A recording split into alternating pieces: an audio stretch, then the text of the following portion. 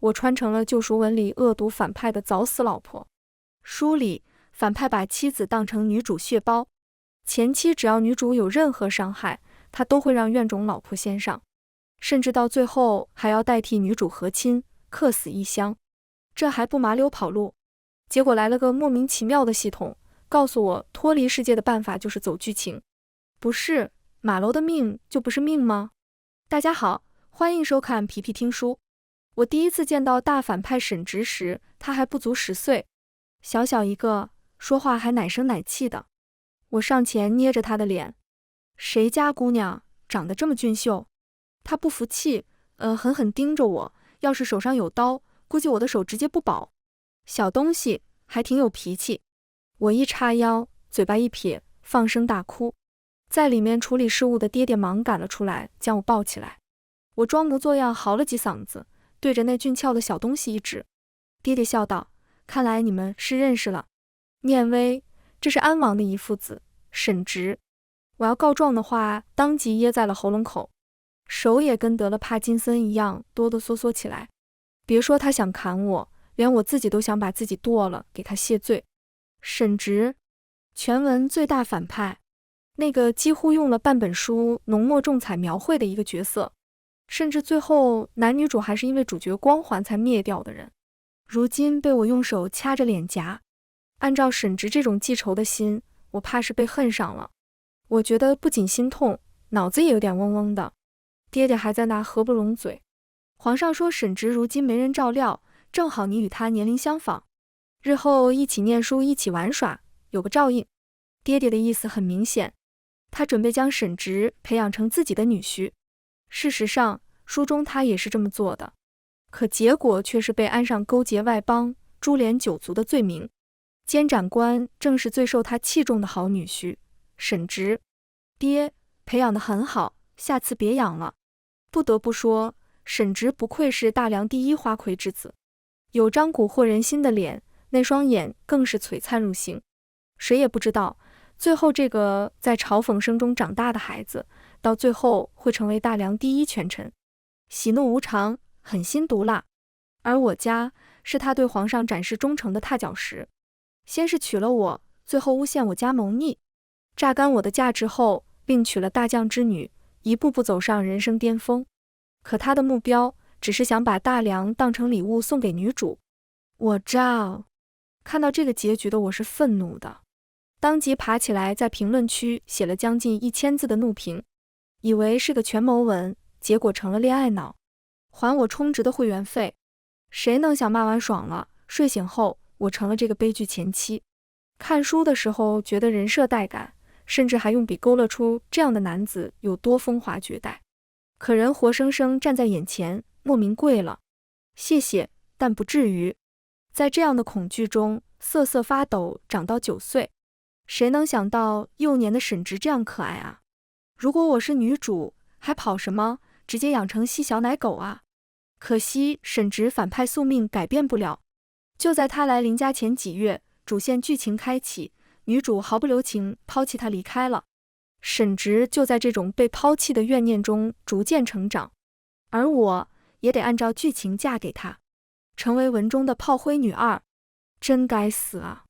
原本我看到沈直当晚就想跑路的。林家不是皇帝正儿八经的亲戚，而是因为军功被皇帝封为安王，这样的设定对后面诬陷造反也起了决定性作用。结果当晚刚想溜走，一阵电流连接了我的大脑。宿主1212，恭喜你成功领取体验女配卡1张，请问是否兑换？要不是这系统没有实体，我保证自己不会拿螺丝刀把它给拧了。人都在这里了，还问我兑不兑换？兑换！我咬牙切齿。兑换成功。接下来，请宿主1212准备女配剧情，直到完成书中人物走向，才算判断成功。也就是我最后要死是吧？回答正确。去你的吧！是什么智能回答节目吗？我几乎抓狂，但系统依旧是冷漠的机器声音。只要宿主1212完成任务，便可脱离子世界，回到原本世界，关于子世界的记忆将全部清除。我抓着脑袋坐在地上，开始思考这个任务的可行性。女配是在书籍前半段就没了，可是我又不想让女配爹娘最后是那种下场。系统，是不是只要最后我死掉，其他故事改了也没事？回答正确。哄小孩呢？这不是。我没再搭理这个系统，只是沉思接下来的路。但被子太软了，还没想2分钟，我就沉沉睡去。再睁眼，就是沈直坐在我床边，好像我是个死物。见到沈直那一眼的时候，我差点国粹狂飙，但触及他眼神。对不起，起晚了是我的错。我麻溜起床，甚至乖乖将床榻铺好。等我梳理完毕，外面已经日光高照。舒白去上朝还没回来，我们去书院吧。我点点头，小心翼翼跟在他身后。接下来的日子，为了林家不被斩首，哪怕我上蹿下跳，疯狂说自己不喜欢沈直，就连逼死自己，一脖子挂在爹爹门口也没用。他固执地在往抄家那条路上狂奔。念威，爹爹自幼教导你，要有容人之量。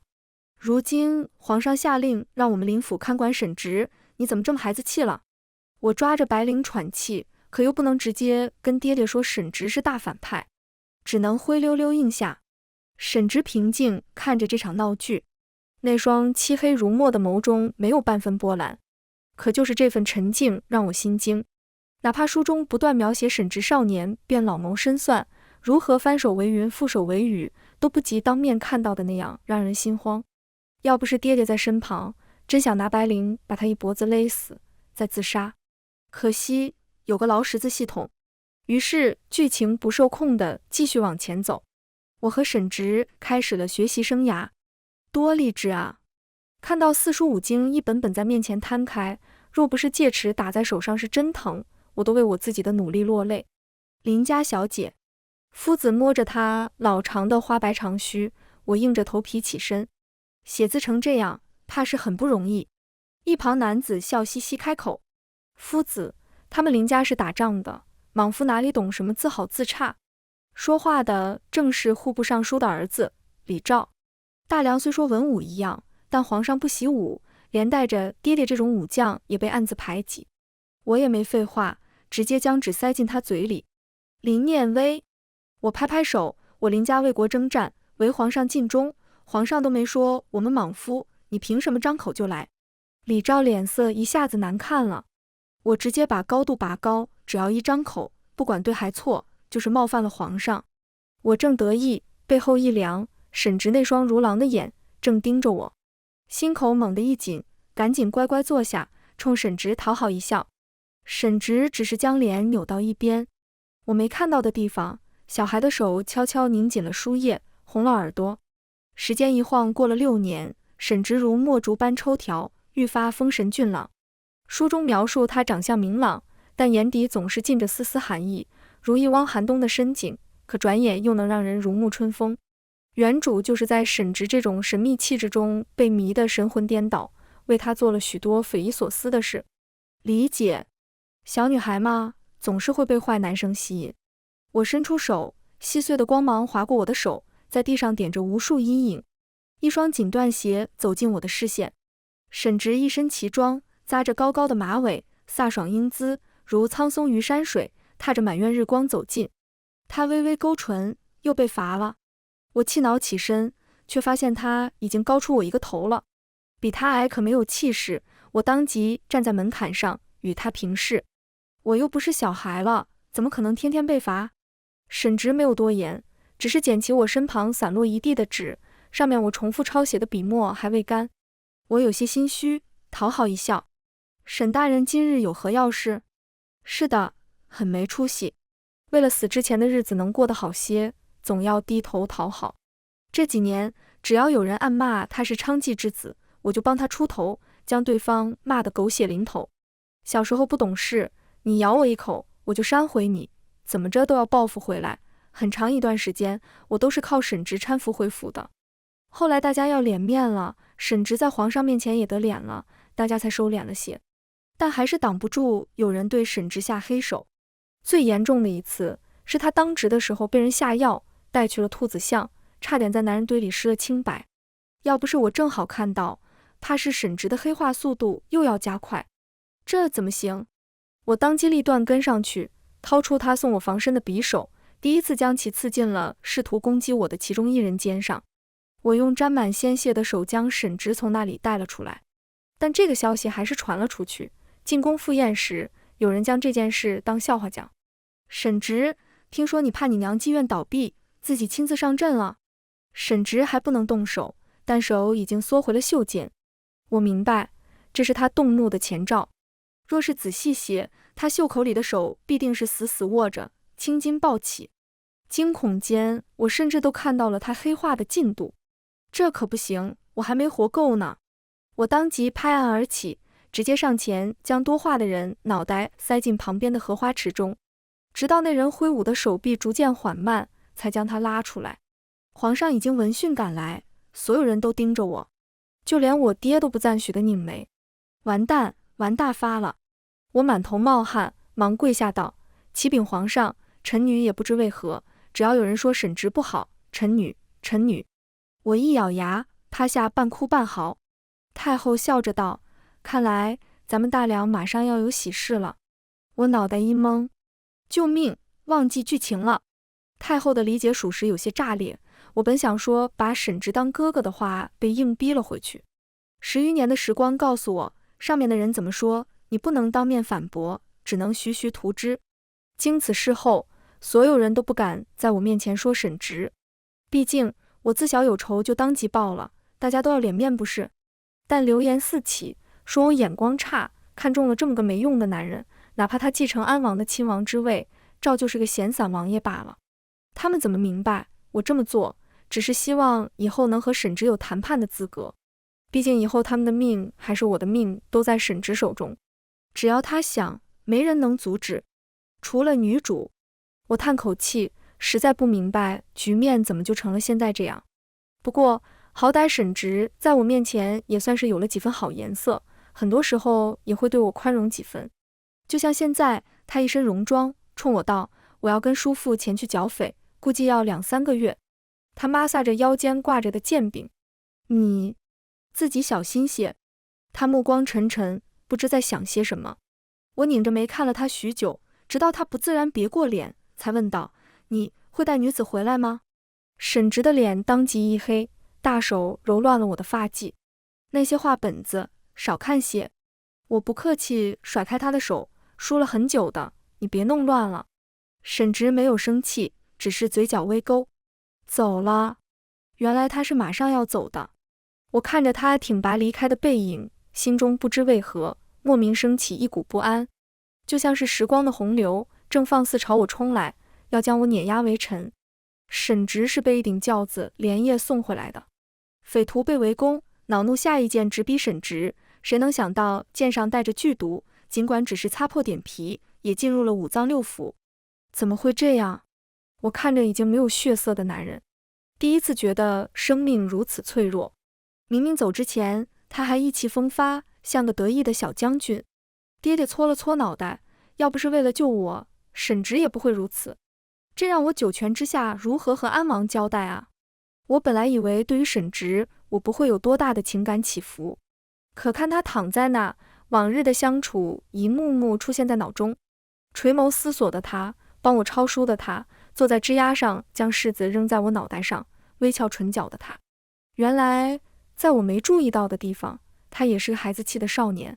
皇宫的太医一波波来，直到太医院之首的张太医沉吟：“这毒只有1000年保心丸可解。”此话一出，众人皆惊，连我都暗自冒汗。娘亲不断擦拭沈直冒出的汗珠，担忧道：“若是寻常千餐雪莲都好寻，我听说保心丸只是传言，到底能使白骨重塑，死而复生？”他不断拭泪，难道阿直真的难逃此劫？这一次，在我努力下，日日带着沈直往娘亲院子里请安。他早就对沈直有了母亲的念头，相处下也比书中描写的要亲密得多。如今沈直也算邻家半个，爹爹更是急得团团转。只有我沉默不语。1000年保心丸不是没有，只是世间只有2粒，一粒在女主身上，但现在已经被他用在男主身上了。还有一粒是在城墙根下一个老乞丐身上。书上说，这东西是老乞丐专门研制，本想救自己性命垂危的妻子的，但因为缺少一味药引，还没等老乞丐研制成功，妻子就先走了。老乞丐绝望之下将自己放逐，被女主一语惊醒，因此特地送给他一粒，让他防身。就像掉下悬崖得到武功秘籍一样荒谬，每次回想这个剧情，就觉得女主不愧是女主。娘亲坐在沈直床边的啜泣声不断，搅得我心烦意乱。罢了，我长长叹口气，直接唤来人骑上马，径直往城墙跟去。风声在我耳边呼啸而过，沈直，就让我再赌这一回。女配和女主的待遇是真不一样。我嘴皮子都磨破了，老乞丐就是不承认自己有这颗药丸。好在我想起老乞丐和妻子感情甚笃，咬了咬牙。周先生，沈郎性命垂危，但求先生垂怜。我直挺挺跪下，把老乞丐唬了一跳。这是林府小千金吧？听说沈大人剿匪受伤要死了，也不知道他来这里干嘛。周边有认出我的，指指点点，声音不大，但足够让老乞丐听清楚。他叹息一声，将腰间的小葫芦递给我。我几乎是要喜极而泣，重重磕了个头，正要离去。姑娘，老乞丐叫住了我，情缘深浅，望姑娘能一直睁着眼睛看。我沉默片刻，冲他一笑。情这一字与我无缘。老乞丐因为一个女人失去了此生挚爱，这是他识人不清。而我不会和他妻子一样为情所困，最后郁郁而终。我要做的是如何把握沈直最后一丝良心，让他为我所用。保心丸不愧是神药，没过几天，沈直就已经能说几句话了。1个月后，他自请入宫，随后就是赐婚的圣旨，还有沈直继承安王之位。我紧紧攥着那道圣旨，谁能想，剧情里明明是皇上醉酒之言，可这一次却是沈直亲自求娶。这件事最高兴的莫过于爹娘，他们兴致勃勃指挥着人，林府一下子变得忙碌起来。很多时候我都安静坐在花厅里，看爹娘商讨一应事务。离成婚还有3日，府上已经红绸遍地，树上也挂起用绸缎折叠出的各色花瓣，廊下也挂起喜气洋洋的灯笼，奴仆腰间都围上红色布条。沈直就是在半夜翻墙进来的，他脸上一如既往平静，好像即将成婚的人不是他。那双眼映着烛火摇曳的灯笼，带着隐隐的欢喜，可惜太淡，像是一缕雪地的白色垂蔓，轻飘飘的。保心丸的事我听说了，我心情不好，只是颔首。沈直迟疑道：为什么？什么？自幼我便没有双亲，师傅也不再管我，这些年你和叔伯叔母尽力照拂，可是我不明白。他负手而立，眉头微皱，似乎真有困惑在不断扰乱爱他的心神。我笑了笑，沈直，爹娘对你好，是因为他们与安王交好。至于我……沈直一瞬转身，死死盯着我，似乎急切想要一个答案。我被他的眼神吓到，忽然不想说了，只是浅浅一笑。你自己去猜吧，就像你去猜皇上的心意一样。我向他走近一步，低低道：沈直，这次剿匪，我不相信你们意识到什么。区区匪徒为何会有致命毒药？你死或者我爹死，对谁最有好处？沈直一震，不可置信抬眼看我。我嘴角依旧挂起：沈大人，我不在乎高位是谁，看在爹娘待你真心份上，最后能庇护1、2。真心。沈直的脸上多了一抹阴鸷，不知哪句话得罪了他，一扭脸大步离开。这场会谈又是不欢而散。直到成婚那晚，他还是板着臭脸。喜婆哪里能适应这样凶巴巴的新郎，说着好听话也变得磕磕绊绊。我暗叹一声，小心扯了扯他的衣袖。沈直一愣，旋即将自己衣袍收回，防止我再触碰，又用手抹了抹，直到整个衣袖都塞进自己怀里。这种小动作幼稚且没用，我也来了脾气，瞬间用手抓住他的胳膊。新房当即一片安静，熟知我俩脾性的瑶瑶急急跺脚：小姐。我摸摸鼻子，第一次在大庭广众下这么干，难免有些尴尬。沈直更不必说，耳朵都快红得跟心腹一个色儿了。接下来倒是老老实实走完了流程，最后各自绞了一段长发放入葫芦里后，喜婆彻底松了口气，结发为夫妻，恩爱两不宁，礼成。众人退下，新房静悄悄的，只剩下我们2个人。沈直，满房的红色，我的眼睛有些眩晕。他坐在我身边，只是低声应了。不知是不是白日的疲惫让我出现了幻听，他的声音中带着隐约的期待。我饿了。沈直不可置信瞧我，随后起身走向桌子，只是背影里怎么看都有些气急败坏。这小子不会脑子开始有颜色废料了吧？可惜他是要为女主守身如玉的，不光是原身，就连第2任妻子嫁过去，也没得到沈直的一丝怜爱。所以我一点都不担心新婚之夜，他总会有办法糊弄过去的。沈直垂眸看着我将手上的2块糕点吃完，眼底的深色愈发暗沉。吃好了？我点头，好了。下一瞬，他的脸放大，嘴上传来软软的触感，让我不由一惊，下意识想推开，手脚竟莫名软了。黑沉沉的夜渐渐落下，只有院中的蝉鸣不断。一夜叫了2次水才疲惫睡下。没过多久，又听到了奇怪的声响，我勉强睁开眼，就看见沈直穿着白色礼衣走了出去。我翻身往里，不想细究。唐姐姐。沈直的声音很轻，我刹那张开眼，身上起了密密麻麻的细汗，外面开始小声对话。我听见下跪声，沈直跪了下来，手抱着叶惊堂的大腿，像是飞久的大雁终于找到了栖息的地方，卸下浑身防备。沈直在叶惊堂面前永远都是个没有防备的孩子。我忽的就松了口气，像是长久悬在半空的心一下就落到了实处。我没有去干扰他们的认亲画面，只是轻轻合上了门。沈直是安王一父子，娘亲在生下他后被产婆闷死在床上，若不是叶惊堂及时赶到，沈直也早就死在襁褓。而叶惊堂因为沈直娘亲的一饭之恩，将沈直当弟弟看，一直养到9岁，主角主线开启。在一个月黑风高夜，他将糖梨花糖留给沈直，自己跑了。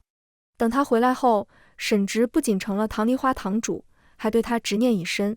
要不是他师父因为躲避追杀失忆了，这最后男主是谁还真说不准。不过主角团经历良多，哪里是沈直一个小屁孩能追上的？因此沈直黑化了。因为叶惊堂是皇上的私生女，娘亲也因为先帝而死，所以他以为叶惊堂这次回来是想让大梁不得安宁。直到最后他踏着无数人命坐上的摄政王位之后，才知道叶惊堂为了男主放下仇恨，根本就是他自己自作多情。最后他死在登基前夜，而男主清君侧成功后获得名声，拿着新帝赏的钱财和女主逍遥自在去了，一样套路的结尾。可惜女主的恋爱脑不在沈直身上，不然互相恋爱脑，怕是山崩海啸都分不开他们。系统说过，最后男女主一定会幸福美满，但其中剧情可修改。如今女主比书中回来的时间早了1年，那也就意味只要我控制得当，林家的悲剧也可以避免。现在就是看我什么时候死了。我坐在铜镜前梳妆，看着镜中面容姣好的模样，在新婚之日盘算自己什么死怎么死，也算古往今来头一人了。新婚夫妇当天是要给公婆请安的，但安王早逝，我们就成了进宫给太后请安。可等了许久，沈直也没出现。瑶瑶觉得奇怪，只有我面色沉静，走吧。他既不来，我也装作不知。这种事一个愿打一个愿挨，我可不是黄盖，愿意让沈直疯狂打我脸。给太后请安后，我回了林府，爹娘显然没有料到，刚要询问，沈直快马跟上了我。进宫后发现你已经请过安了。沈直要来牵我的手，被我轻轻避开，他脸色一变。爹爹没在意，只是拉着身子要喝酒。倒是娘亲拉着我进后院，只剩我们娘俩后才问道，才新婚第1日就吵架了。他喃喃道，难不成昨晚的香不好？可明明有用的啊。我想起昨晚莫名其妙的戾气散尽，脸涨得通红。娘亲见怪不怪，挠了挠耳朵。你懂什么？阿直性子孤僻，我若不帮你想点办法，你们怎么延续沈家香火？我气急，反驳道，谁要给他生孩子？头一转，沈直不知何时站在我身后，脸上不大好看。小两口哪有隔夜仇？娘亲去厨房让他们再多加点菜。他以为我们只是闹别扭，笑眯眯离开。倒是沈直在我面前坐下，原本清冷气质倏然变得乖戾起来。他的眸一寸寸从我身上划过，如同利刃来回划过，我当即汗毛倒立。我去帮娘亲？他用手抓住了我，被握着的地方冰冷黏腻，像是被毒蛇缠绕，几乎让我惊叫出声。这些年的日子让我忘了，沈直这个人不正常。有下人在，岳母不需要你帮忙。他从身后环住了我，耳边是他湿热的呼吸。他贴着我的耳朵问：念薇，在你心里，我是不是不值得有一个孩子？他的唇开始在我脖颈游走，一遍一遍反复呢喃：念薇。可身上那股栀子香味猝不及防传入我鼻尖，这是叶惊堂的味道。原来昨晚他真的一直和他在一起。这个意识让我陡然一惊，整个人清醒过来。沈直，我听到自己无比冷静的声音：你还记得自己答应过我什么吗？脖子上的唇停下，转而是沈直沉重的呼吸：无论如何庇佑我的家人。沈直的手缓缓放下，只听见他在身后轻声开口：念薇，在你心里，我到底算什么？我的心口一滞，我无法告诉沈直，我只是来此经历林念薇一生的外人，我不能放任对他日渐加重的情绪。这种情感不叫爱，我不能对一个随时会拿走我和家人性命的男人说爱，至少不能是沈直。这场对话依旧是不欢而散，沈直照常上朝陪我回林府，而我也扮演好一个合格的妻子，我们俩别扭又和谐。只有晚上，沈直才会用手抓着我的手腕，眼角微红。可他什么都没说，我也默契不开口。这场别扭在孩子来临后有了破冰，谁也没想到，就连我自己都捂上肚子，不可置信。明明林念薇是不可能有孩子的。系统已经沉睡，它除了开始和结束出现，其余时间只能靠我自己带着仅剩的剧情记忆。就像游戏冲关，这个世界的难关得我自己过。这个孩子来得突然，就连宫中也赏赐了不少东西，而沈直也第一次红了眼。他小心翼翼抚上我的肚子，我第一次看他不知所措的模样。念薇，这是我们的孩子。这句话在他唇畔绕了绕，他缓缓抬眼：谢谢你。我一震，竟什么都说不出来。沈直他为什么要这样？不知道是不是怀孕的原因，我不再对沈直抱有极大的戒心。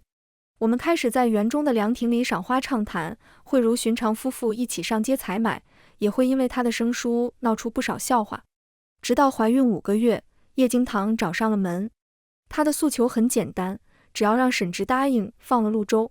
陆州路见不平，谁知被一状告到府衙，偏偏被沈直意外撞到，这件事自然不能善了。叶惊堂虽说是唐梨花堂主，但时过境迁，他早已没办法在大梁一呼百应，因此只能求上沈直。阿直，你说是我弟弟，为何就只是这么一个小小的要求，你都做不到？失忆后的叶惊堂不复以往冷傲，如同沾了雨的玫瑰，脆弱而娇艳。沈直的手死死捏紧，他的下颚紧绷，几乎要将叶惊堂拆骨入腹。那我呢？堂姐姐，你消失的这几年，究竟有没有想过我？我仿佛被人抽空的骨髓，哪怕早就知道沈直对叶惊堂的感情，亲耳听到后依旧窒息难耐。我从未把你当成是我姐姐。沈直的话一字一字传入我的耳中。这是书中第一次沈直撕开两人之间的窗户纸，也是他起了要强娶的心。叶惊堂也从这时候有了利用沈直的心。只可惜后面陆州见义勇为救下的女子横插一脚，关于沈直的笔墨倒少了不少。叶惊堂梨花带雨，那张脸我见犹怜。可是你已经有了妻子，我不能伤害他。叶惊堂的戏一如既往的好。他抓起沈直的手，笑得凄凉。你不在我身边时，是陆州一直保护我，你哪怕是在为我报恩呢？沈直犹豫了，但只是一个眨眼。他用力将叶惊堂拥在怀中，字字诛心。堂姐姐，陆州配不上你，你只能是我的妻。凉风阵阵，我的心如破了洞的门房，一点点破败下去。可我不难受，至少这个结局早就在我意料之中。倒是瑶瑶尖锐的声音打破了他们的相拥，也唤醒了我的失神。肚子传来一阵阵腹痛，我死死抓着身后的廊柱，很清晰地意识到孩子正在一点点流失。瑶瑶，我迟钝地开口，我的肚子好像有点痛。瑶瑶哭着摇头要来搀扶我，却被赶来的沈直拉开。随后便是一个温热的怀抱，隐隐传来浓郁的栀子花香味。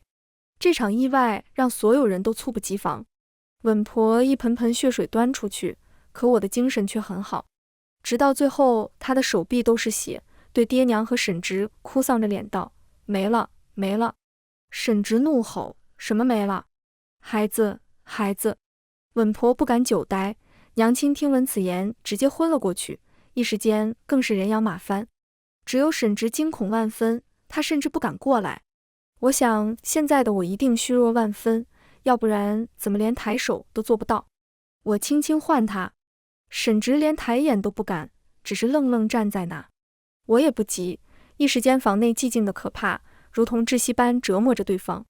最后他小步挪过来，双眼布满红血丝，我第一次看他如此失态。我笑了笑，不是你的错。沈直像是被撕裂了，痛苦跪在我床前，终于低着头，一声声哭泣起来。我抚上他的发，面容不改。那道我一直都在逃避的伤疤，算是彻底结痂，属于我的劫难要结束了。后来沈直一直没有来我院中，但在外面，他的名头愈发狠辣，成了人人敬而远之的魔头。他的黑化进程开始了。一日晚上，我正散了鬓发，准备入睡，忽然闻到一股香味，身子一软，陷入了沉睡。我是被一阵颠簸震醒的。沈直还是不同意放了陆州，叶惊堂忍无可忍，只能将主意放在我身上。沈夫人得罪了。叶惊堂哪怕失忆了，身上依旧带着江湖儿女的气质，策马扬鞭，丝毫不慌。当初被躲追杀，无意闯入你们夫妻心房，谁知竟然是羊入虎口。陆州做错什么了？要被他如此对待，满身伤痕，难道没有沈直以权谋私在里面？叶惊堂咬牙切齿，身后已经传来大片马匹的声音。很好。他有一张浓郁如墨的脸，如今冷冷一笑，更是如盛放红梅。叶惊堂停下马，身后是万丈深渊。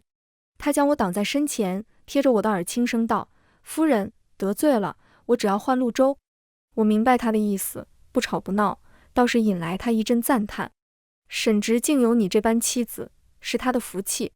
我讶然，转眼看向他，他微微一笑。叶惊堂似乎记起了什么，还没来得及多想，沈直已经踏马前来。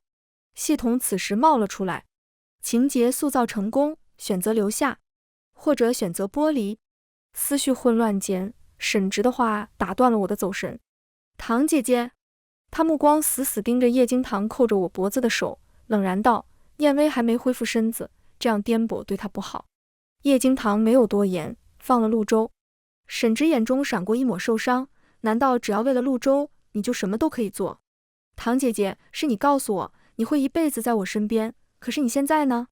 为他那个男人，你可以在我面前做戏，现在还可以为他绑架人质。沈直笑了笑，只是眼中尽是严寒。我竟不知堂姐姐这几年在外面学了那么多乱七八糟的手段。她手一挥，陆州被五花大绑推了出来。沈直一脚将他踹倒：“是他教的吧？”叶惊堂手一抖：“沈直，你放了他。”沈直冷笑：“不可能，阿堂，这辈子我都不可能把你让给陆州。”那我呢？沈直被我突然一问愣住了，他似乎忘了我还在。我静静看着他，悬崖边的寒风呼啸，鬓边长发不断飞扬，可我的心却是一片平静。沈直，对你而言，我算什么？是自幼长大的玩伴，还是为你打理家事的夫人？叶惊堂蓦地冷笑一声：“沈直，若你要我离开陆州，那我只要沈夫人这个身份，休了林念薇，我堂堂正正嫁给你。”沈直犹豫了，一时间只有风声在耳畔不停。堂姐姐，不要逼我。沈直痛苦万分，他死死握拳，唇色一点点苍白下去。我心下已有了答案。沈直，还记得我要的承诺吗？沈直猛地抬头，他似乎想到了什么，惊慌地朝我跑来。可是晚了一步，我趁叶惊堂不备，直直往悬崖跑去，急速的下坠感让我几乎看不清事物。书中沈直因为叶京堂放弃了林念威，现在已是，不管我做多少，沈直永远都不会选择我。既然如此，又何必再自困于情节中？我该回家了。只听见山间风里夹杂着痛苦凄厉的声响。念威，像是从窒息的海水里逃脱，我大口呼吸着睁开眼。床边闹钟正滴答滴答转动，窗帘没有关上，大片初升的日光正倾斜进入房间。我捂上胸口，发现有些疼痛，看来不能老熬夜了。我拍拍脑袋，往洗漱间走去。昨晚看书的软件还没熄屏，上面一行一行字消失，转而出现新的段落。宁王沈直于天元20年举兵造反被查，自缢于宁王妃房内，因宁王妃早逝，因此没有牵连母家，皇上下令不得葬于皇陵，是史上唯一的一例与王妃不同穴。全文完，皮皮听书感谢您的观看，每天上新精彩小说，喜欢就订阅吧。